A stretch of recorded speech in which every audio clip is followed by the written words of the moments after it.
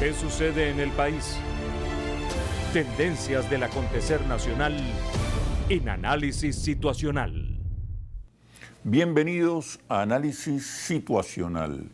Recuerde, no basta con estar informado, es necesario un análisis profundo, inteligente, plural acerca de la situación. Hoy nos acompaña el fiscal general de la República, Tarek William Saab, abogado, político y poeta, activista por los derechos humanos desde su juventud, líder estudiantil en el Liceo Briceño Méndez del Tigre, líder estudiantil en la Universidad de los Andes, fue diputado del Congreso Nacional, miembro de la Asamblea Nacional Constituyente de 1999 y parlamentario en la Asamblea Nacional, gobernador del estado Anzoátegui durante 2 periodos consecutivos, defensor del pueblo y desde el año 2017 es fiscal general de la República. Hoy la Fiscalía General de la República es la institución pública mejor valorada por los venezolanos, con un 68% de opinión favorable. Bienvenido, fiscal, ¿cómo está? Bueno, muchas gracias por esa valoración que hacen tantos venezolanos y venezolanas en favor de una gestión plural que alcanza todos los rincones del país, que atiende de especialísima forma a los sectores más vulnerables, a los más desamparados. Para mí yo los ubico como los sectores sociales, niños, niñas y humanos, niños, niñas y adolescentes, ancianos o venezolanas y venezolanas de la tercera edad, mujeres, obviamente. Hemos hecho un énfasis especial en estos sectores humanos y obviamente también la defensa de lo que hemos llamado y considerado, y ya globalmente así se dice, los seres sintientes como son los animales, la defensa del ambiente, de la fauna. Por cierto, el miércoles hicimos un acto muy hermoso, hace apenas unos días, en la Plaza Parque Carabobo, frente a la sede del Ministerio Público. Sembramos un araguaney en medio de una actividad que es el Ministerio Público Bato Comunidad, celebrando el Día Mundial de la Tierra. Son cosas simbólicas, pero que tienen un largo alcance. Ahí dimos un balance de la lucha del Ministerio Público en pro del ambiente, porque defender la naturaleza es defender la vida. No solamente la no violencia de nuestra generación en relación a las guerras, sino la defensa del árbol, del agua, del aire que respiramos y obviamente, bueno, de todo lo que implica el medio ambiente. Todo eso yo siento que ha impactado enormemente en el pueblo y es por eso que hay esa valoración de un 70% en favor del Ministerio Público, porque no hay discriminación en la atención a las víctimas. Las víctimas son víctimas, sin importar color, credo, clase social, etcétera, y el Ministerio Público se ha abierto a todos, no solo desde las oficinas y despachos fiscales, sino en plazas, parques, comunidades. Vamos a los centros de detención, vamos a los hospitales, vamos a las escuelas, atendemos a la gente semanalmente con este programa histórico, precursor en América Latina, yo diría en el mundo, que es el Ministerio Público Bato Comunidad. Despachos fiscales atendiendo denuncias, tramitándolas y resolviéndolas en las plazas Bolívar de un municipio de cada estado del país semanalmente. Eso no es que es una vez al año, no, eso es fijo todos los miércoles, y cuando el fiscal general, digamos, visita algún estado, pudiera ser un jueves, un martes, un lunes, dependiendo de nuestra llegada, pero de verdad es una experiencia, Chemel, reconfortante, y agradezco al pueblo. ¿Cómo te sientes con esa cercanía? Oye, que tanto valora la gente? Comprometido, eso genera un compromiso, porque la gente deposita en nosotros una confianza casi extrema. Es como que, bueno, mira, esta es mi última esperanza, estoy acá en el Ministerio Público, que me oiga el fiscal. ¿Tú sabes cuántas veces en redes sociales etiquetan al fiscal general de la República, Tarek William Saab, diariamente? Sobre cualquier caso, en cualquier plataforma. No solo X, antes Twitter, Facebook, Instagram, hasta en TikTok de manera recurrente, porque son videos de personas denunciando. Sobre todo cuando es en Instagram y en TikTok, son videos. Cuando es en X, me he dado cuenta, antes Twitter, con fotos, colocando los números de expedientes, el caso.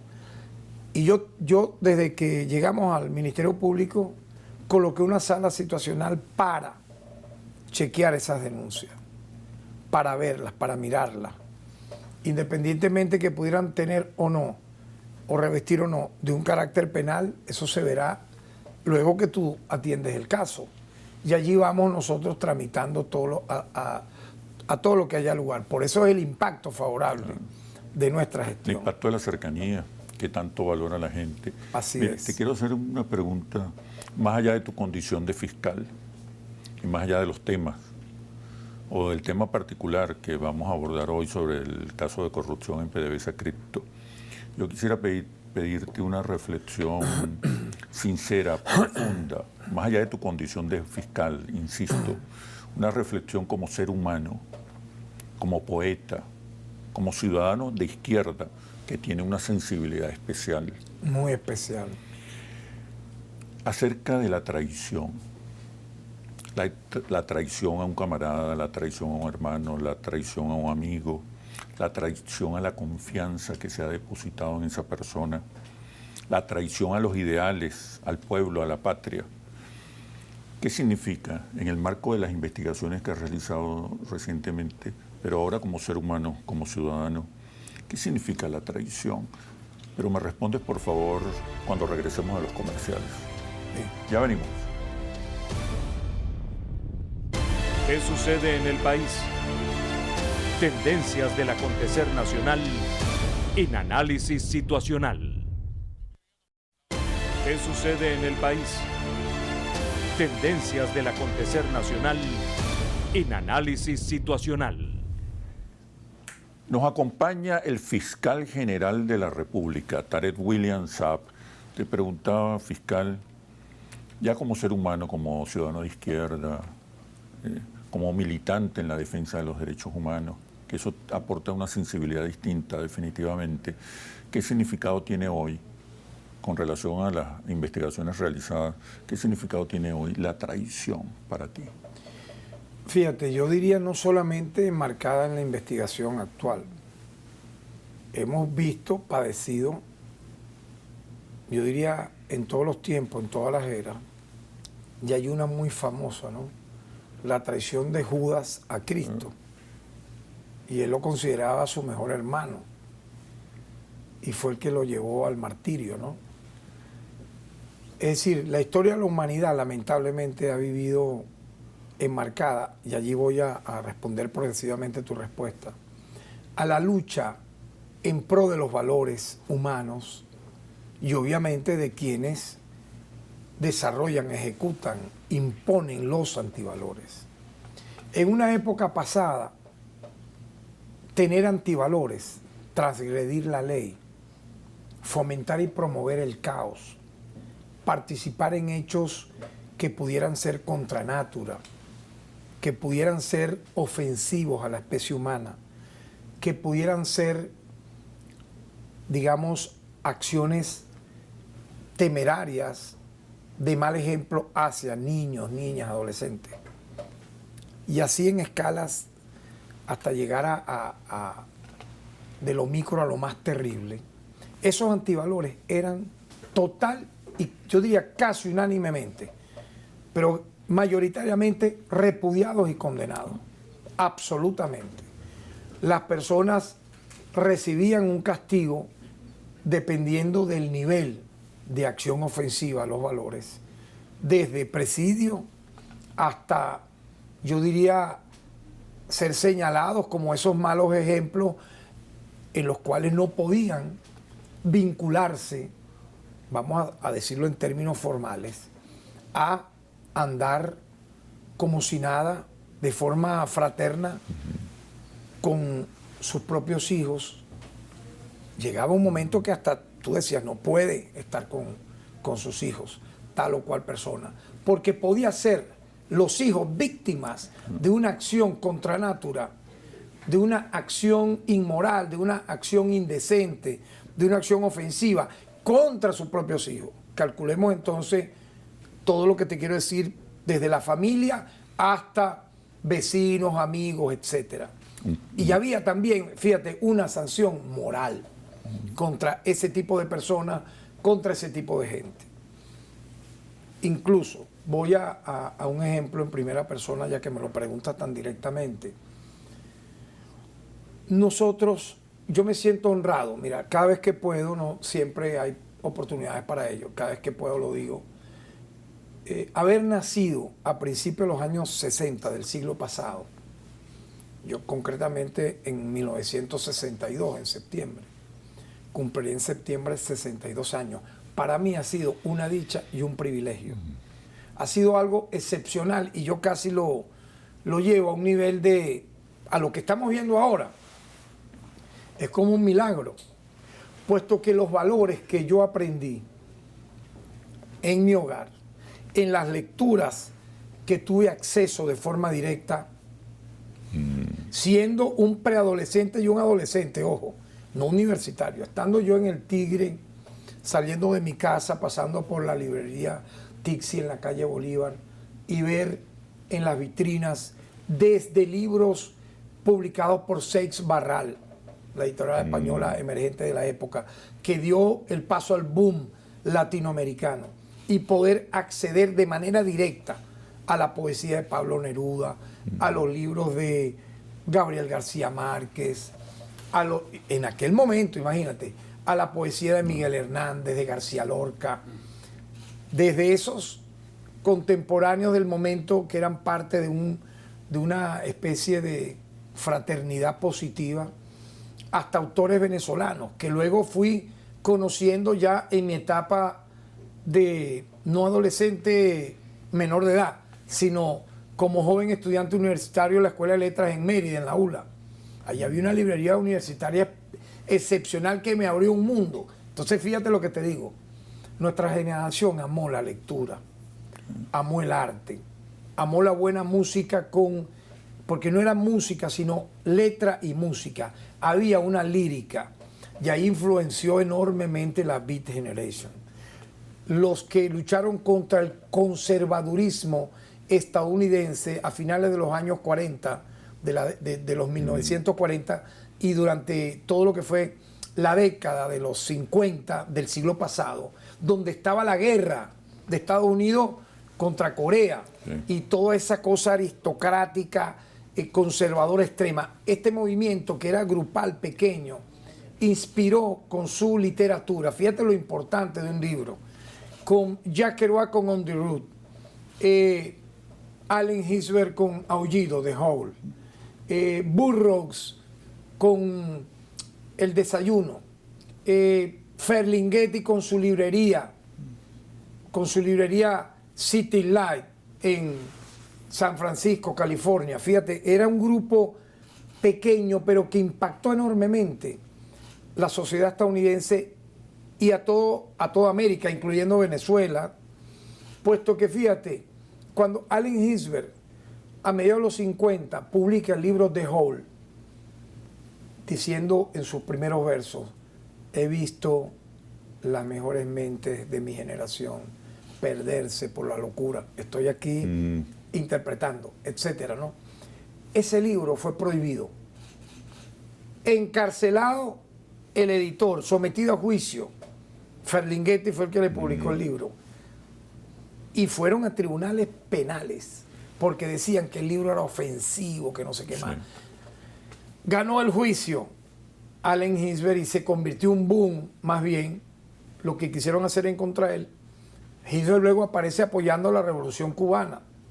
Y ese movimiento, pudiera decir, fue precursor de lo que fue el movimiento hippie ya en los años 60. Y a Kerouac, que no le publicaban libros, On the Road duró casi 10 años en el camino para ser publicado. Luego que publican The Hole, el Aullido, se le publica el libro a Jack Kerouac, pero que le omitieron, lo censuraron, le omitieron frases, fragmentos. Él aceptó y luego publicó al tiempo, se le publicó a los familiares el libro ya completo, ¿no? Pero es para que tengas una idea, eso impactó enormemente en los años 60.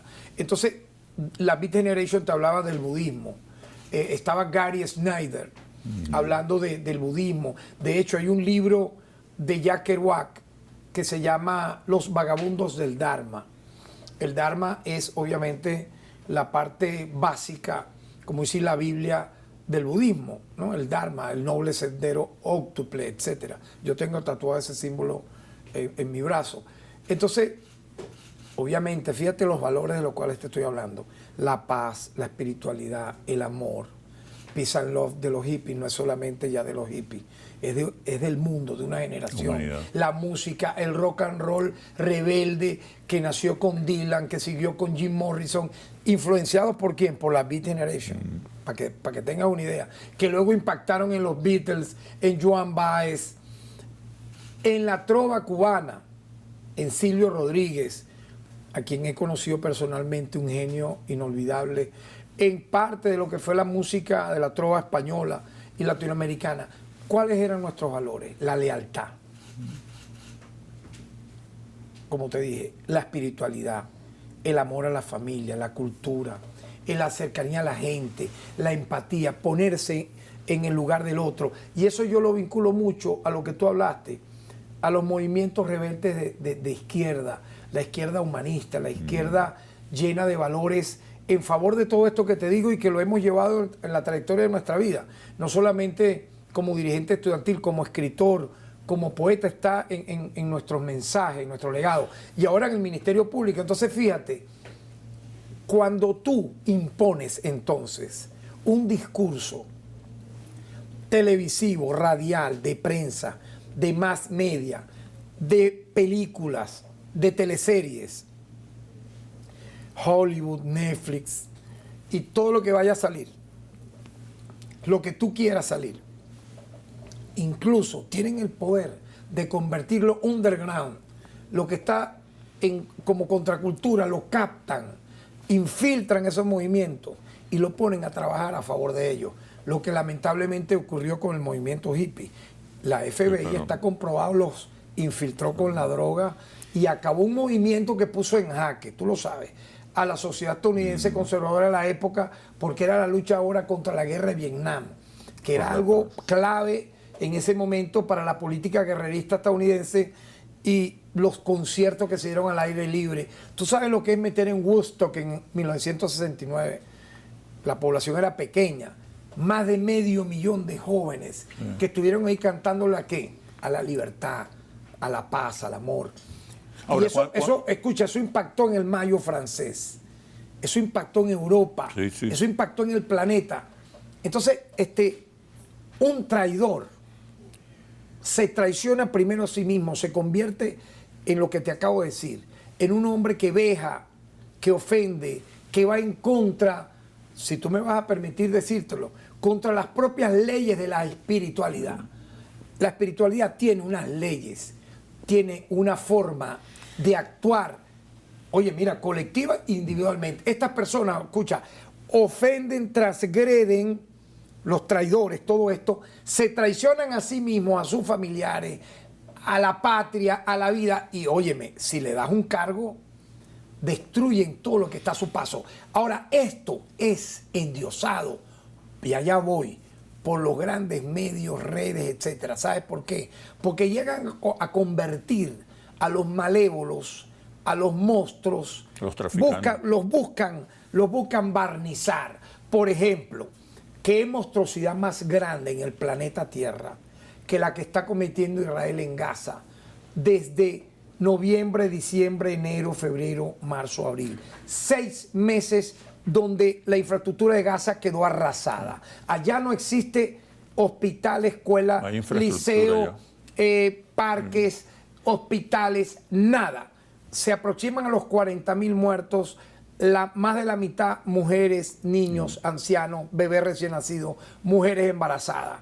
No ha habido nadie en el planeta que ha logrado parar esta acción. Todo lo contrario, Estados Unidos acaba de informar que le aprobó un presupuesto casi de cercano a los 100.000 millones de dólares para las armas que van a llegar a Israel, a Ucrania, a Israel para dominar todo el Medio Oriente, a los árabes, al mundo del Medio Oriente, y a Ucrania para buscar destruir a Rusia. O sea, ¿cómo a esta altura tú vas a sacar de tu presupuesto 100.000 millones de dólares aproximadamente para la guerra? Entonces, mira, los valores de mi generación, que nacimos al calor de lo que es la lectura de los libros, buscar a través de la filosofía humanista, de los estoicos, de Séneca, de Marco Aurelio, de las enseñanzas de Hermann Hesse con sus libros, vuelvo a eso, Premio Nobel de Literatura, se enfrentó a lo que fue el nazismo, Bajo las Ruedas, El Lobo Estepario, Narciso y Golmundo, lo que fue Khalil Gibran. ¿Tú te imaginas el impacto de los libros de Khalil Gibran a principios de los años 60? Totalmente. El Profeta, El Vagabundo, El Loco. Y si te voy por ahí, ¿no? Eran nuestras lecturas del Bolívar, liceo. yo meto a Bolívar. Lo que implicó para nosotros, oye, Bolívar, no el de las estatuas, Bolívar como un héroe, orgullo de Venezuela. Entonces, para mí esos son valores hacia qué, Chemel, hacia la lealtad. La lealtad.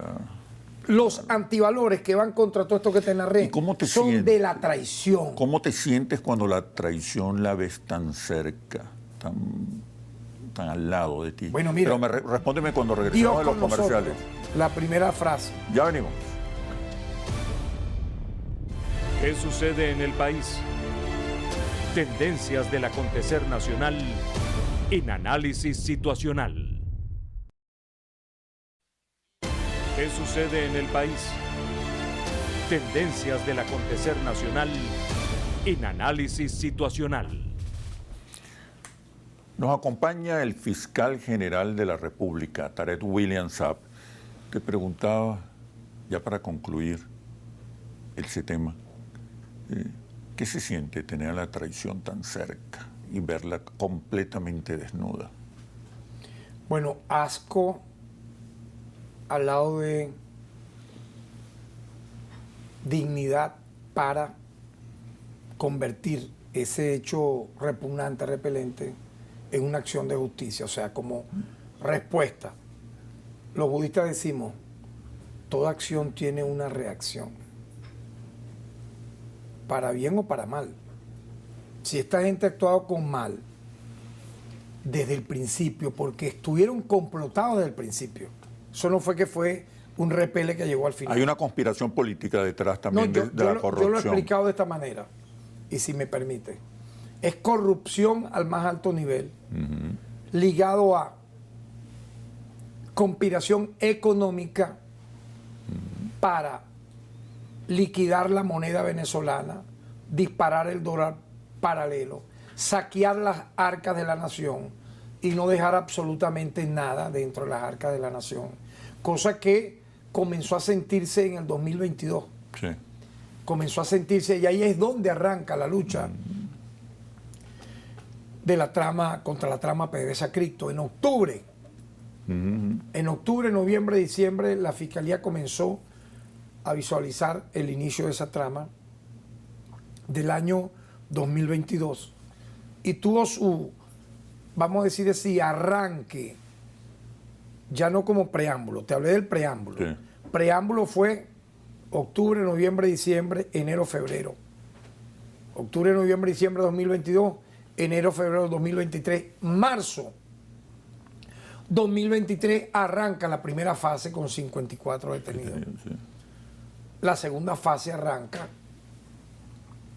en abril del año 2024 con un número ahorita cercano a la docena de detenidos. ¿Y qué pretendía? Pero fíjate, cuando tú me preguntas el nivel de traición, entonces, primero, como te dije en el preámbulo, una traición a sí mismo, a su familia, a sus seres queridos, a su entorno, porque, y a sí mismos, ¿no? Es traicionarte a ti mismo, porque nadie nace, al nacer, tener un día de nacido, un mes, un año de nacido, nadie nace traidor.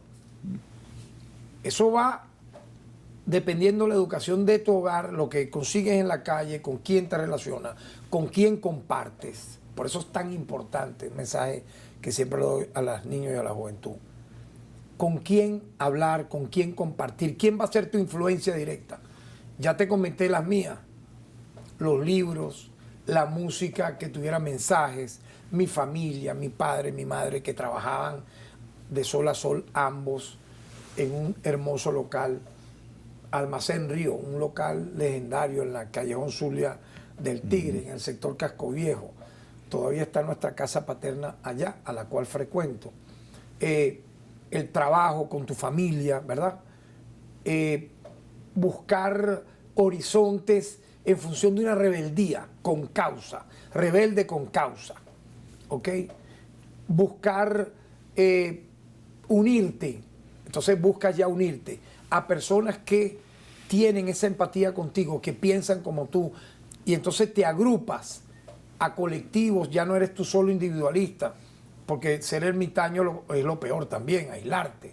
Tienes que ir hacia quienes compartan tu ideal, el deporte. Mira, yo recuerdo, Chemel, la gente que dice, coño, que este entrena, que se la tire papiado, no, ya va, mira.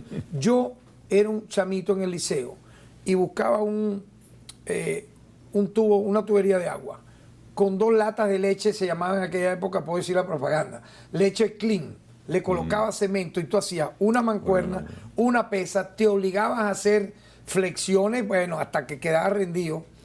Y había una cosa de Charles Atlas que era tensión dinámica. Te estoy hablando, mira, de los años 70, 80. Ya uno hacía eso, paralela. El deporte te aleja ¿de qué? De las drogas, del vicio, de las malas compañías. Mira, yo admiro la gente que con 80, 90 años, en el caso del deporte que yo practico, que entrenan pesas, son impresionantes, porque eso te obliga a comer sano. Entonces, fíjate todo, uno va a contra de la industrialización de los alimentos, porque todo te lo colocan con azúcar para matar, para convertir a la persona en un zombie, en un muerto vivo. La obesidad mórbida que tú ves en Estados Unidos y en Europa, producto de los alimentos industrializados procesados, que van desde las pizzas, que van desde las salsas, que van desde las comidas todas esas transgénicas. ¿Eso te produce qué? Simultáneamente enfermedades que no tenía tu familia: diabetes, taquicardias, paros cerebrales, y parecieras a los 20, 30, 40 años un anciano. Ahora, en la época nuestra no es que todos éramos veganos o vegetarianos, pero sí había esa cultura de comer sano. Ahora, ¿por qué tú crees que las industrias de la alimentación hacen todo esto? Porque yo he dicho algo, están emparentadas con la industria de la medicina. Primero, con lo que te mando para que comas, y están las más medias, todos los medios masivos, redes de comunicación, come esto, cómete esta pizza, cómete esta hamburguesa con queso, con no sé qué más, que de paso se comprobó que varios de esos organismos que procesan ese tipo de comida lo hacen hasta con larvas. Hubo una denuncia en un momento de alguien que trabajó para ellos haciendo esas carnes y decían que era lo peor, la excreta, ¿no? Entonces, eso es lo que nos dan para que comamos, y nos lo publican en vallas, en videos, cada 5 minutos, igual que los cigarros. Ahora es el pen, el popper, el tutsi. Niña bella, mira, si eres fresita, métete 4 bocanadas de tutsi, quédate noqueada para que te violen en serie en el barrio tus compañeros que están contigo en la discoteca, en la fiesta, en el garaje. Y también con el tema, todo está vinculado con el tema de las llamadas drogas recreativas, que ya lo he denunciado 1000 veces. Recreativo es el deporte, recreativo es leer, recreativo es estudiar, recreativo es ir a una montaña, ir a la playa, conversar con tu familia, es recreativo. Pero ahora te imponen que metete 5 o 7 tabacos de marihuana, los cuales que son transgénicos, porque las semillas ya las inyectan desde hace más de 20 años, y te produce un colapso 4 veces peor que el que te producía hace 20 años en tu cerebro, en tu corazón. Los vuelven impotentes. Los niños que nacen producto de todas esas drogas, el éxtasis, las pastillas, esos son los huelepegas modernos de la nueva de la nueva era, ¿no? La Daniela decía, no, ese huele pega. Bueno, estos son unos peores que un huele pega. ¿Cómo terminan, Chemel? Terminan disociados del estudio, abandonan los estudios, el trabajo, se convierten en potencialmente criminales. Pero hay un detalle que lo vamos a hablar en el transcurso del programa. ¿Cómo han llegado ya a legalizar el matrimonio infantil en lugares, en casi todos los estados en Estados Unidos? ¿Y por qué lo están haciendo? Ahora, todo esto tiene que ver con lo que te estoy denunciando. Porque ya son, mira, cuando tú vas a la corrupción administrativa, ya tú eres previamente un corrupto de alma, moralmente. Y no te importa entonces, como pasó con estos sujetos, irte a la corrupción administrativa, la conspiración económica para acabar el sistema financiero venezolano, colapsarlo e ir, y está comprobado esto que estoy diciendo ahora, y lo anuncié en mi rueda de prensa, a la conspiración política. ¿En qué consistía la conspiración? ¿Pretendían derrocar al gobierno, derrocar al presidente y ocupar la presidencia? Respóndeme, por favor, duda, cuando regresemos a los comerciales. Sin duda, sí. Ok, ya venimos. Ya venimos. ¿Qué sucede en el país? Tendencias del acontecer nacional en Análisis Situacional. ¿Qué sucede en el país? Tendencias del acontecer nacional en Análisis Situacional. Hoy nos acompaña el fiscal general de la República, Tarek William Saab. Fiscal, le preguntaba acerca de la trama PDVSA Cripto, pero quería específicamente que nos informara acerca de por qué hay detrás de este caso de corrupción una conspiración política, una tentativa de derrocamiento, de desplazamiento. No solamente eso, mira, ellos... ¿Qué hay ahí? ¿Qué hubo ahí? En la investigación que me ha tocado como fiscal general de la República y el Ministerio Público como titular de la acción penal, desarrollar con los órganos auxiliares de justicia, hemos ido determinando, y lo dije en la rueda de prensa del 9 de abril, martes 9 de abril, cuando anunciamos la detención en ese primer momento de El Aizami, Simón Serpa y Samar López.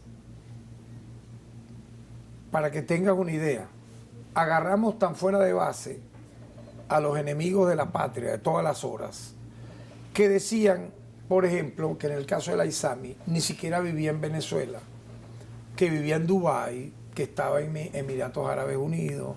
Le colocaron varios lugares, entre comillas, donde estaba en un exilio dorado, ¿no? Decían eso en una campaña bestial pagada, porque tenían hasta memes. Ve que ya desaparecieron los memes y la campaña. Que era ¿dónde está el Aizami? Para cualquier cosa que se dijera sobre geopolítica, sobre medio ambiente, sobre lucha contra las violaciones de derechos humanos, lo que se declarase en cualquier momento sobre cualquier tema. No, pero era todo el tiempo vamos a decir, infinitos bots con esa frase, con fotos, incluso ya trucadas, porque era la campaña, porque nunca imaginaron que esta persona iba a ser detenida, él y sus cómplices, ¿no? En la primera fase fueron detenidos 54 personas.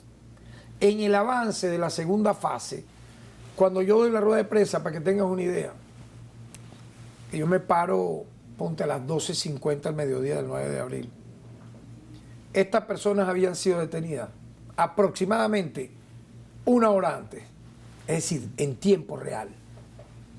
Yo preparo mi alocución prácticamente en tiempo real.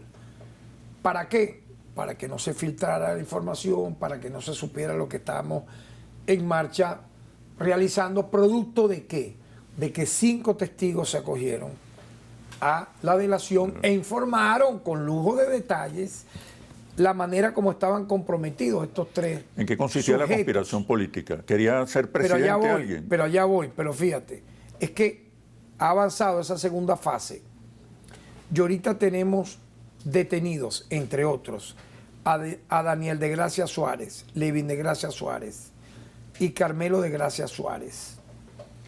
Y aparte, si sumamos estos con los que detuvimos el 9 de abril, el Aizami, Serpa y Samar López, la cifra asciende en este momento a 12.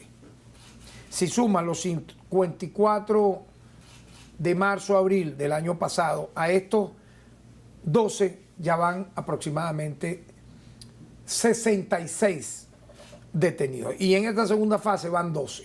No son los 3 primeros que se supo, ya llegó a este número. ¿Pudiera aumentar? Sí pudiera aumentar. Ahora, yo nunca descarté, y lo dije en esa rueda de prensa y luego, que todo esto formaba parte de una conspiración obviamente política, porque si tú buscas caotizar la economía, quebrarla de arriba abajo, implosionando el bolívar, tirando el dólar paralelo hasta la estratosfera, generando escasez, pero paralelo a eso hay 923 medidas coercitivas unilaterales. La sanción que te impone los Estados Unidos de América para que prácticamente Venezuela no pueda ni comprar ni vender alimentos, medicinas, su propio petróleo, gas, agua, etcétera, porque ellos se lo quieren apropiar para ellos, para sus transnacionales petroleras, y a Venezuela dejarla en la ruina, ¿no? El Estado venezolano, el presidente de la República ha logrado una estrategia de que casi es un milagro, una hazaña, de salir de ese precipicio en que nos lanzaron con las sanciones y que estas personas buscaron dar la estocada, porque fue paralelo el plan. La conspiración económica, ya te la expliqué, utilizando el sistema financiero digital, la corrupción administrativa, buscando el desfalco, y obviamente había una conspiración política, porque ellos querían reeditar por esa vía violencia callejera, que estuvieran las calles inundadas de manifestaciones producto del caos social durante todo el 2023, y bueno, cómo íbamos a amanecer en el 2024, que era el año electoral. Obviamente que sí había una conspiración política. Para derrocar y todas estas al personas, yo las vinculo, todas estas personas detenidas. Todas estas 66 y las que puedan quedar detenidas a posteriori, están todas involucradas en una conspiración política, te explico. Porque ya algunas personas, en su momento lo detallaré, a quienes yo personalmente he entrevistado, así me lo han confesado.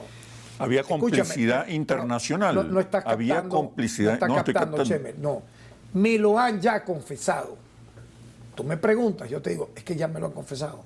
En entrevistas, porque como titular de la acción penal, aquí te lo mostré con detalles, con artículos, la Constitución de la República Bolivariana de Venezuela, la ley orgánica del Ministerio Público, me da a mí la cualidad y la facultad para que en cualquier momento de una investigación en curso, yo tenga la cualidad de poder entrevistar.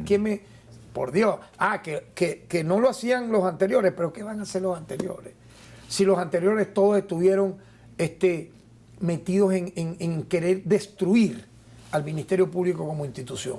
¿Tú crees que tú harías una encuesta hace 10, 15, 20 años en el Ministerio Público, 30, 40, 50 años, y aparecería en el último lugar? La institución más odiada, porque era una institución represiva contra el humilde. Se robó un atún se robó un celular vergatario o analógico, preso, esposado y expuesto con fotos y demás. Se robó la batería de un carro, no, eso eran años de presidio. Por Dios, si esos tienen ya garantías procesales, tú no puedes hacer eso. ¿Y quiénes estaban en esas cárceles? ¿Quiénes eran? Eran personas como esta. Díganme ustedes en la Cuarta República, ¿qué lucha contra la corrupción hubo en los años 60, 70, 80, 90? Ninguna. El chino de Recadi durante 40 años. Aquí, ya que tú me has permitido avanzar en esta, vamos a decir así, comparecencia sobre el tema. La lucha contra la corrupción solamente en las tramas petroleras nos ha llevado a develar 31 tramas, incluyendo la PDVSA Cripto. En ella se han judicializado a 315 personas y 75 han sido condenadas. Pero hay un detalle increíble. 4 exministros de petróleo y a la vez expresidente de PDVSA han sido procesados, enjuiciados por el Ministerio Público, de los cuales 3 han estado privados de libertad y 1 está prófugo de la justicia, que es Rafael Ramírez, que fue el que ideó este plan de avanzar en corrupción, sí, corrupción petrolera, conspiración política, conspiración económica, y yo le agrego la corrupción moral con la red de prostitución que tenían a su mano, utilizando a jóvenes. Alguna gente se ofende que yo lo diga, pero perdón, una joven está para estudiar, para trabajar, para buscar un futuro mejor, para leer. Pero cuando estos mafiosos las captan, las sacan de ese lugar, volvemos a la traición. La traición está al lado de la corrupción, de la delincuencia. Estas personas captan y utilizan a jóvenes para blanquear capitales, legitimar capitales, lavar dinero, para red de prostitución de su corrupción moral, mental, imitando ¿qué? Lo más degradado de la sociedad, que son los carteles de las mafias más horrendas del mundo. Y allá voy. Tú sabes lo lamentable cuando me preguntabas de la traición, de la corrupción. Esto lo banalizan, lo normalizan. Y yo quisiera darte algunos detalles en el otro segmento de cómo han normalizado y banalizado temas como la pedofilia, porque para mí la pedofilia ahora alcanzó la legalización a través del matrimonio infantil. Y te voy a dar cifras. Dame las cifras. Incluso Dame las cifras, pero después... la discriminación. Ahora, nosotros, los que nos calificamos hombres o mujeres, en el caso de que sea género femenino o masculino, heterosexuales, estamos siendo discriminados y perseguidos, y te voy a dar datos. ¿Por qué? Porque quieren imponer una agenda en donde, oye, si tú estás a favor de los derechos humanos y la no discriminación por motivo de raza, sexo y religión, ¿cómo es eso que ahora están persiguiendo a los heterosexuales, los están discriminando, los están incluso señalando en películas, en series, como si fuéramos retrógrados, conservadores y que vamos en contra de los progres? No, los progres ahora se está convirtiendo, entre comillas, en un elemento también de la corrupción, de la traición a la propia humanidad. Y eso te lo explicaré. Es decir, todo esto se mezcla, pero ¿qué es lo importante? Ha habido justicia. Y por eso yo digo, yo reto a que cualquier opositor al Estado venezolano me muestre elementos de convicción, cifras, casos, en donde durante los gobiernos de Adey y de Copey, que eran de la oligarquía, de la extrema derecha, apoyados por los Estados Unidos de América, hubo alguna lucha contra la corrupción que haya significado un antes y un después. Ninguna, señores, ni durante el gobierno de Betancourt, ni de Leoni, ni de Caldera en su primero y segundo gobierno, ni de Carlos Andrés primero y segundo gobierno, ni de Lucinchi, ni de Luis Herrera. Todo lo contrario, eso fue nefasto. Se apoderaron de la renta petrolera, cierto, los Estados Unidos de América. Le entregaron todo el petróleo a las transnacionales. Cerca del Tigre estaba un campo petrolero, Anzoátegui, donde yo nací. Campo Sur, Campo Norte. Campo Norte era casas estilo mansiones para la época. Clubes impresionantes. Allí, ¿quiénes creías tú que podían vivir? Solamente estadounidenses. Lo de la Menegrande Oil Company. Incluso había en RCTV un noticiero que se llamaba Observador Creole. Increíble. Los venezolanos, para el Campo Sur, se veía la discriminación, la diferencia. Y esos gobiernos permitían eso en todos los campos petroleros.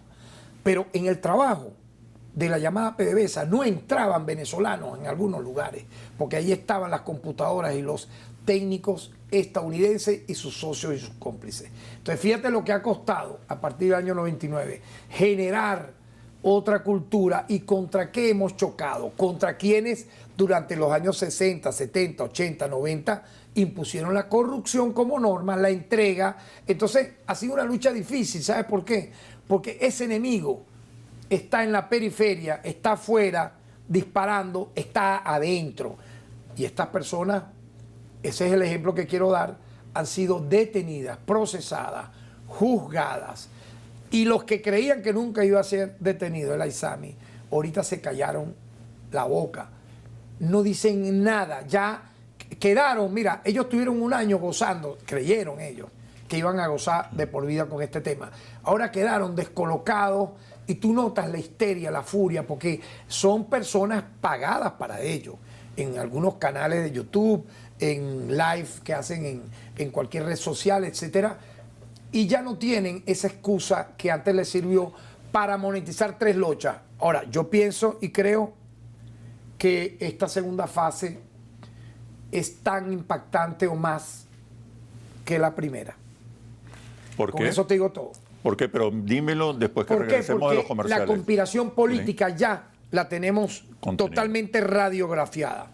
Ahora, fiscal, ¿esta es una revolución o un proceso de cambios que ha sido amenazado, acosado, asediado desde que se inició? ¿Cuáles son los vínculos con el exterior, si los hay? Los ¿Y hay. en qué consiste esa Esta segunda gente está fase? vinculada a los Esa Estados segunda Unidos. fase, ¿en qué consiste? Pero vamos un momento a los comerciales y ya regresamos. Ya venimos. ¿Qué sucede en el país? Tendencias del acontecer nacional en análisis situacional. ¿Qué sucede en el país? Tendencias del acontecer nacional en análisis situacional. Nos acompaña el fiscal general de la República, Tarek William Saab. Señor fiscal, le preguntaba acerca de esta segunda fase de la investigación sobre el caso PDVSA Crypto. ¿Qué nuevos hallazgos hay? No, yo creo que lo más importante te lo acabo de detallar. O sea, ya tenemos radiografiado totalmente el tema de la conspiración política. Okay. ¿Hay vínculos Las internacionales? conexiones, sí, claro. Particularmente con los Estados Unidos de América. En su momento lo anunciaré con detalle, por ahora no. Pero está totalmente confirmado y comprobado. Lamentable, pero forma parte de lo que fue la tradición de avanzar en un tema de corrupción a esta escala, de conspiración económica a esta escala, y era obvio que esto tenía que tener un fin, no solamente económico de caos, no. Tenía que tener el fin de la conspiración política que ya ha sido, como te dije, develada. Hay personas que han confesado en base a los elementos de convicción todo esto y en su momento lo mostraremos. Mira. Ahora, yo te digo algo. Cuando hablamos de conspiración política, no tenemos que olvidar que tenemos un enemigo muy poderoso que te utiliza el tema de los derechos humanos para conspirar políticamente. Eso digo, sí. Y yo, mira, con el debido respeto al fiscal Karim Khan de la CPI, tuve una intervención de unos 16 minutos en la Asamblea Nacional, invitado por el presidente de la Asamblea Nacional, Jorge Rodríguez, estando presente el fiscal de la CPI Karim Khan, el defensor del pueblo Alfredo Ruiz, magistrados del TCJ, defensor público, etcétera, diputados. Una intervención de unos 16 minutos, yo señalé ahí los avances impactantes de Venezuela en materia de derechos humanos, pero dije algo que quedó para el público y para la reflexión. Y lo dije frente a Karim Khan con el debido respeto. Dije, mientras Venezuela tiene todos estos avances con cifras que yo mostré, Israel destruyó Gaza, acabó y exterminó, fíjate, el exterminio de una población. Y dije, ahí hay varios delitos. Crímenes de lesa humanidad, genocidio, desaparición, detenciones arbitrarias masivas, todo el Estatuto de Roma violado, desapariciones forzadas, crímenes de guerra. Y contra Israel, ni la CPI, ni el Comité de Derechos Humanos de la ONU, ni el Alto Comisionado de Derechos Humanos de la ONU, ni ningún organismo transnacional les ha dicho nada y no ha hecho nada. ¿Podemos ver ese video? ¿Te parece? Ah, bueno, muy bien. Vamos a presentar Veamos. ese video, por favor. Un fragmento, me imagino. Sí. Nuestra Constitución, ciudadano fiscal Karim Khan, establece solamente en el tema del título 3 de los derechos humanos capítulos trascendentales que suman los derechos humanos de primera, segunda, tercera y cuarta generación, como los derechos civiles, políticos, económicos, sociales, culturales, ambientales e indígenas, que no teníamos en el pasado. En los momentos en que se anunció que se iba a continuar con la investigación en relación al caso Venezuela, en la cual no estuve de acuerdo, porque decíamos que aquí en Venezuela el sistema de justicia estaba, como en efecto sigue estándolo, avanzando en investigaciones cruciales, desde las más mediáticas que acaparan la propaganda muchas veces de desinformación contra nuestro país, hasta los casos más pequeños. Sin embargo, tomo como nuestra lo que usted ha dicho en relación a dentro de los desacuerdos hay acuerdos, bien, el tema de la complementariedad. Totalmente de acuerdo que eso sea una línea de acción que nos aleje de la estigmatización hacia el caso Venezuela, puesto que todos acá tenemos una experiencia de cómo se politiza, se transculturiza, se mediatiza políticamente el tema de los derechos humanos a conveniencia. Entonces, de pronto, la democracia venezolana, con avances monumentales, colosales en materia de derechos humanos, tanto legislativo como en la práctica, aparece en el mapa del mundo como literalmente es lo que han querido hacer, no lo han logrado porque es imposible, como un Estado fallido. Venezuela un Estado genocida, porque agarran casos puntuales para señalarnos. Pero qué diferencia con lo que ha hecho el Estado de Israel. Qué triste y lamentable ver cómo Gaza no existe. Vean el mapa digital de Gaza. Gaza ya no existe. Ya un 90%, lo que era Gaza, desapareció. Con el desarraigo de 1,5 millones de personas que se han trasladado hacia otros lugares, porque ahora ese lugar va a ser tomado por Israel. Luego de un genocidio con 40.000 muertos. 40.000 muertos, de los cuales el 60% son niños, bebés recién nacidos y mujeres. Pero no, señores, es Venezuela, el Estado criminal. No podemos aceptar eso. No podemos aceptar eso. ¿Qué impacto tuvo tu discurso en la Asamblea Nacional? ¿Qué reacción? ¿Qué viste en la cara de Karim Khan, el fiscal bueno, en primer lugar, de la Corte Penal si Internacional? estamos hablando de derechos humanos y le dan la palabra al fiscal general de la República, que tiene una trayectoria de nacimiento en la defensa de los derechos humanos, comenzando en los años 70, porque pertenecía al Comité de Base de Defensa de los Derechos Humanos en los años 70. Luego pertenecía a la Comisión Justicia y Paz de Petare del padre Matías Camuña. Yo sí pateé cerro, barrio. Yo sí acompañé víctimas que le habían matado toda la familia, policías de la Cuarta, militares de la Cuarta, en centenares de casos, y hay testimonio de eso, ¿verdad? Durante los años 70, 80, 90. Y aquí no pasaba nada. Ninguno de los fiscales generales de la época o sus direcciones de derechos humanos llevaron a prisión a lo que nosotros hemos logrado. Tú sabes lo que significa casi 600 condenatoria, sentencia definitivamente firmes. Eso lo dije yo allí. Ustedes sacaron, fue un segmento de 16 minutos, ahí hay 3 minutos de los 16. Yo di la cifra. O sea, ¿tú sabes lo que significa sentencia definitivamente firme de aproximadamente 600 agentes del Estado, policías y militares que han violado derechos humanos a partir de agosto del año 2017? Eso es algo que no tienen otros países.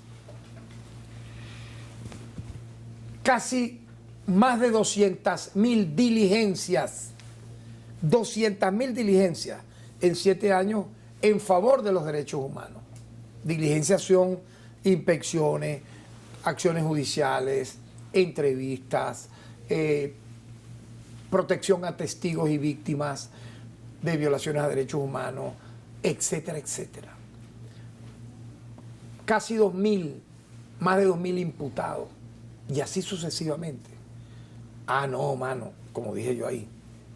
Pero es Venezuela el que hay que caerle a palo. Claro. Ah, pero Israel, que desapareció a Palestina, nadie la toca. Les quedó muy feo a los organismos internacionales de derechos humanos del mundo esa doble moral, ese doble rasero. Y yo creo que, bueno, si nos vamos a lo general y a lo particular, la visita al fiscal de la CPI fue un éxito para el Estado venezolano. Un reconocimiento.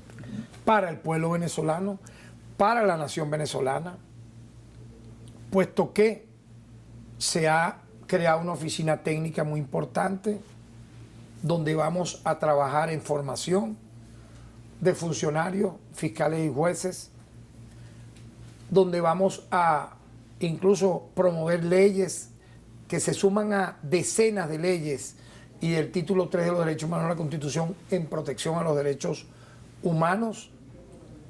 Y fíjate que, como te lo dije, del 2017 al 2024, porque esto tiene un resultado, el Ministerio Público, y lo dije yo ante la visita de Karim Khan, 227.867 diligencias de investigación hechas, 2.389 funcionarios de seguridad imputados, 2.795 funcionarios privados de libertad. ¿Tú sabes lo que es eso? 1.021 funcionarios privados de libertad, 2.795 funcionarios de seguridad del Estado acusados, 580, casi 600 sentencias condenatorias por diversos delitos transgresores a los derechos humanos, 524 órdenes de aprehensión solicitadas. Entonces, obviamente, esto nutre el expediente a favor de Venezuela en la investigación que tiene en curso. Mira, ¿qué ha pasado con la llamada conspiración, el brazalete blanco? Pero coméntame sobre este caso una vez que regresemos a los comerciales. Ya venimos. ¿Qué sucede en el país? Tendencias del acontecer nacional en análisis situacional. ¿Qué sucede en el país? Tendencias del acontecer nacional en análisis situacional. Nos acompaña el fiscal general de la República, Tarek William Saab. Te preguntaba al terminar el segmento anterior sobre el caso de la conspiración llamada el brazalete blanco. Bueno, sí, efectivamente, yo he sido en eso sumamente cuidadoso, metódico en mostrar paso a paso a partir del mes de enero, durante todo enero, febrero, marzo, la secuencia de lo que es la trama de conspiración continuada. Brazalete Blanco generó aproximadamente, posterior a ella, 4 tramas más. Afortunadamente develadas, detenidas las personas, aparte de los militares que intentaron asaltar el fuerte más importante de San Cristóbal y la gobernación de Táchira para secuestrar a su gobernador y de ahí desencadenar violencias en Barinas, Cojedes y llegar a Caracas con intentos de magnicidio. Pudimos ver cómo el punto más repudiable fue la acción de 2 dementes, ¿no?, homicidas, en la Diego Ibarra, en el momento en que se inscribe el ciudadano presidente de la República, Nicolás Maduro, ante el CNE. Estas personas han confesado, han develado sus acciones, sus conexiones. Hay numerosos detenidos vinculados a una secta muy violenta llamada 20 Venezuela. Han señalado personas que están detenidas, otras están prófugas. Por lo tanto, yo creo que eso ha sido un golpe muy duro al terrorismo, a la conspiración, porque esta gente utiliza como coartada ir a las elecciones. Eso lo dijo ya uno de sus cooperadores, que sale fotografiado con el rey de los narcos y de los criminales de Colombia, Uribe, ¿no? Uno de sus cooperadores vinculado a 20 Venezuela señala que la ruta tiene que ser insurreccional para posicionar a MCM. Pero utilizar la coartada electoral, tener el tema electoral como una excusa para a partir de ahí esto, bueno, fracasaron. ¿Habrá nuevas detenciones? Fracasaron. Yo nunca descarto, mira, cuando me preguntaban por el Aizame, digo, mira, estamos investigando, yo no descarto detenciones al respecto, yo no voy a adelantar nada, pero estamos avanzando enormemente. Mira, tú has liderado la polémica con relación a una agenda internacional que tiene que ver con lo transgénero, con lo transexual y transespecie. ¿Qué nos puedes decir? ¿De qué estamos hablando? Bueno, mira, gracias por referir eso de que hemos liderado eso, porque en verdad sí he sido sumamente cuidadoso. He generado programas dentro del MP de combate a estas aberraciones humanas que tienen que ver con lo que hablamos al principio. La traición vinculada a la corrupción, porque la traición no solamente los que están en un cargo público, es la traición moral, la traición espiritual, mental, a tener un camino recto, un equilibrio, una vida sana de trabajo, de estudio, de progreso, de prosperidad. Entonces, estas personas, fíjate, todas forman ahora parte de querer imponernos un nuevo orden mundial, en donde, por ejemplo, yo lo voy a decir así, ya están legalizando la pedofilia totalmente. Porque ¿qué es pedofilia? Las relaciones sexuales entre un niño o una niña con un adulto, señor. Eso ya es pedofilia. ¿Cómo lo han legalizado y lo están legalizando? Y tú te asombrarás. A través de la promoción del matrimonio infantil. Estados Unidos es el epicentro de eso, pero fíjate, en República Dominicana intentaron meter una ley al respecto y tuvo el repudio de los legisladores. En Europa eso ha avanzado, particularmente en España. Pero mira, hay un detalle grave, ¿no? En Estados Unidos se apoya de manera, yo diría, sistemática el matrimonio infantil. Cada año, ahora en el mundo, cada año en el mundo, se casan, explíquenme esto, cerca de 12 millones de niñas menores de edad. Cifras de la ONU. 12 millones. Cifras de la ONU. Se casan. Los llevan a un matrimonio, formalizándolo en papeles, iglesia. En Estados Unidos se reportaron 300,000 matrimonios infantiles entre el año 2000 al 2018. Calculemos cómo sería del 2018 ahora al 2024. Se reportaron eso. El 86% de los matrimonios son de niñas, ¿tú sabes de qué edad? De apenas 10 años, aproximadamente, con hombres mayores que oscilan sus edades, de 30, 40, 50 años. Dígame si eso no es legalizar la pedofilia. El matrimonio infantil es legal en 40 de los 50 estados de los Estados Unidos de América. Yo denuncio eso obviamente como una aberración, como una depravación a escala ya legal, sistemática, mediática, donde ya hay películas, ya lo dije, cómics, series, formatos de todo tipo, canciones, modelajes, incluso recrean a nivel de videos en Instagram y TikTok, entre comillas, unos juegos donde un padrastro se está casando con su hija de 3 años, su hijastra, y lo graban, y las madres de la niña lo difunden con musiquita y todo lo demás, vestida la niña. No, o sea, dígame, esa gente merece para mí ir presa. Claro. Tú me perdonas. ¿Qué hay detrás de todo Presa. esto, de toda esta degradación? Bueno, tú me decías sobre el tema, yo vinculo siempre esto al tema de las drogas, por ejemplo. Yo tengo un programa, fíjate, aparte de la pedofilia es crimen, pedofilia es crimen. No es que voy a legalizar el matrimonio infantil para que sea legal la pedofilia, no. Usted es un asesino, un criminal. Porque esas niñas, Claro. por Dios, que están casadas, se divorciarán al año. Porque si se casan, si hay casamiento debe haber divorcio, ¿no? Entonces, la tasa de divorcio es brutal. Porque ¿cómo queda esa niña? Físicamente destruida. Para mí sus ovarios, su útero destruido. Y ese hombre, chico, te vas a buscar de pareja teniendo 20, 30, 40, 50 años a una niña de 10 años. Ay, no, ya hay que legalizarlo. Ve la cifra que te dije. En otro programa te lo he hablado de manera genérica. Sí.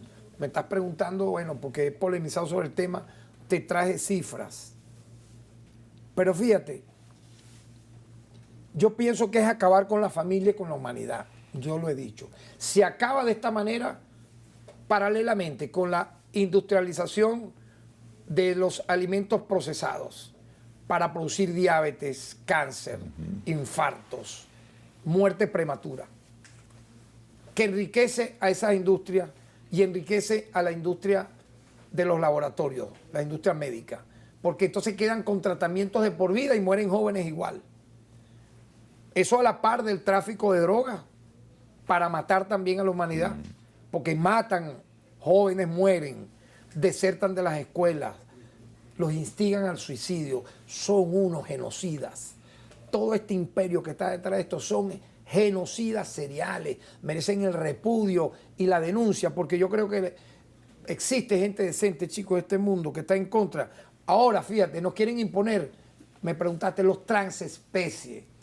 O sea, también hay que tolerar que una persona, niño, joven, adulto, diga, no, tienes que respetar mi derecho a yo ser perro. Están saliendo, mira, tú no te imaginas la masificación que están haciendo ahora de esto. Niños yendo a las escuelas vestidos de gato, perro, maullando, ladrando, pero adultos también. Marchas que paran calles. Te pongo un ejemplo. En Alemania hubo una reunión de personas que se identifican como transespecies. Imagínate tú. En este caso, ellos se asumen que son perros. 1000 personas se reunieron donde se comunicaban mediante, ¿qué crees tú? Hablando así como tú y yo. No, se comunicaban aullando y ladrando. Esa fue la reunión, la conferencia que hicieron. Televisada y promovida y salió en todos lados. Existe incluso movimientos reconocidos como transespecie. Tú puedes creer que entonces prefieren ser ellos tomados como eso y no que le digan animales. No, yo no soy un animal, yo soy un transespecie. Para buscar la legalización a nivel de derechos, vamos a decir así, que aparezca una legislación, escucha, nacional e internacional. Sí, te quieren llevar a ello. Pero mira, hay algo también, me está llamando mucho la atención. Te lo dije en un segmento del programa. Si están hablando de no discriminación, no discriminar a la comunidad LGTB, ok, no discriminar a quien sea afrodescendiente o quien sea de una religión. Se está viendo en el mundo y cada día de manera más progresiva la discriminación a los heterosexuales, para que te enteres. Te voy a dar cifras. Por ejemplo, un guionista en Hollywood muy conocido denunció que fue discriminado por ser heterosexual. El guionista se llama Brian Benecker. Denuncia que fue discriminado por ser un hombre heterosexual. Eso ocurrió en Estados Unidos en el año 2023 y metió una demanda porque lo discriminaron y literalmente le reventaron su nivel laboral.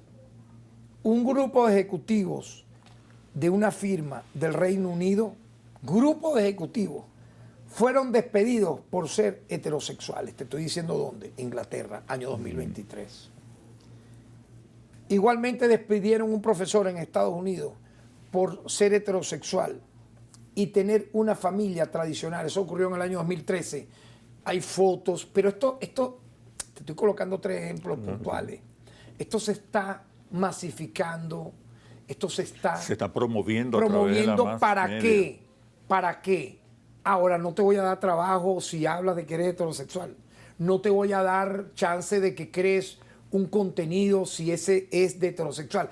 Yo tengo conocidos, amigos, que les han cerrado la cuenta en redes sociales por promover, por ejemplo, la masculinidad, por ir en contra de la estigmatización al valor de lo masculino, al valor de un hombre con una mujer que se amen por respeto, por empatía, por trabajo, y de él denunciar, por ejemplo, a quienes utilizan su feminidad, entre comillas, para malponer, acabar con lo que es el amor, la familia, y colocando ejemplos, ¿no?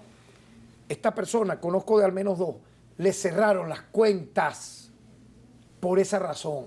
Entonces, ¿a dónde vamos a parar? Si hay un doble rasero, una hipocresía. Entonces, habrá que crear, dejo esta pregunta en el aire, movimientos en favor de los heterosexuales. La comunidad heterosexual. Entonces, vamos a llegar a eso. Obviamente que si hay un plan en marcha que tiene que ver con el tema que te dije también vinculado a todas estas industrias que te mencioné en parte, fíjate, la industria del tráfico de armas, la industria del tráfico de drogas, la industria de imponer que comas basura y te envenenes para que te enfermes y vivas de por vida en tratamientos, en operaciones y hagas más millonarios a la vez a la industrialización de las medicinas. Y para usted de contar, si le colocas eso, todo este plan de que quien no esté en la geopolítica del mundo unipolar es enemigo, hay que invadirlo, hay que ocuparlo, hay que matarlo, hay que desaparecerlo. Obviamente que está claro el plan que tienen de acabar con la civilización tal cual la hemos conocido hace 6.000 años. Pero vamos a vencer. Yo estoy convencido que hay una gran reserva moral en el mundo. Nuestra generación, como te lo dije al principio del programa, terminé y empecé así. Exacto. La que vimos luz a principios de los años 60, que hoy tenemos más de 60 años, que hemos visto transcurrir todo esto, la guerra de Vietnam, la rebelión de las guerrillas en los años 60, el rock and roll en su apología más creativa, la lucha por la paz, la defensa del medio ambiente, la defensa de los derechos humanos de primera, segunda, tercera, cuarta generación, no solamente el derecho a vivir, a que no te detengan, el derecho a votar, no, el derecho a tener un ambiente sano, el derecho a la cultura, porque para mí un mundo sin cultura, un mundo sin libros, la persona que no lee se anula. Por eso el valor para mí totalmente inmaterial, no tiene precio, de la cultura, de la lectura. Y toda esta gente que te dijo con esta agenda odia a la cultura, odia que lean los jóvenes, odia que se la pasan es con esto. Mira, hay una enfermedad ahorita en los dedos, porque es así, ¿ves? Enfermedad en los dedos y en la vista, están ciegos y no pueden, temblorosos. Entonces, ¿para qué? Para dominarlos de una manera desde la niñez, para que cuando estén en la adolescencia no quieran estudiar, no quieran tener familia, no quieran procrear, estén totalmente atrapados por la droga. Y yo he dicho, todo país que legalice la droga tiene un pacto con los traficantes de droga, con los carteles de la droga. Hagamos la lista de los países que han legalizado la droga. Estados Unidos, entre otros, Uruguay. Alias el Pepe. ¿De qué va a hablar alias el Pepe? Este señor que se la quiere dar del maestro de todas las horas, cuando él legalizó la droga en Uruguay y las muertes y la gente enferma en las calles por la droga es incontable en un país tan pequeño. Y en Europa igual. Yo digo entonces que esos países que legalizan la droga tienen que aliarse con los que la producen obviamente, con las que las venden. Entonces terminan aliados esos países a los traficantes y a los carteles de la droga. Entonces, ¿cuál es la hipocresía de que están persiguiendo a los traficantes de droga cuando ustedes tienen legalizadas las drogas? Para, por un lado, matar a la juventud y a la niña, y para otro lado, hacerse millonarios a costa de la enfermedad y la muerte de la humanidad. Bueno, Vamos fiscal, a vencer con lo que te dije: cultura, espiritualidad, fuerza, lucha, esperanza, rebeldía. Bueno, fiscal, muchísimas gracias por este análisis situacional. Creo que cubrimos temas de sumo interés, sobre todo estos últimos, que son muy polémicos. Te espero en una próxima oportunidad. Siempre atento a tu llamado. Muchas gracias. Nos vemos en un próximo análisis situacional por Globovisión, periodismo libre, independiente, responsable y veraz. Hasta pronto.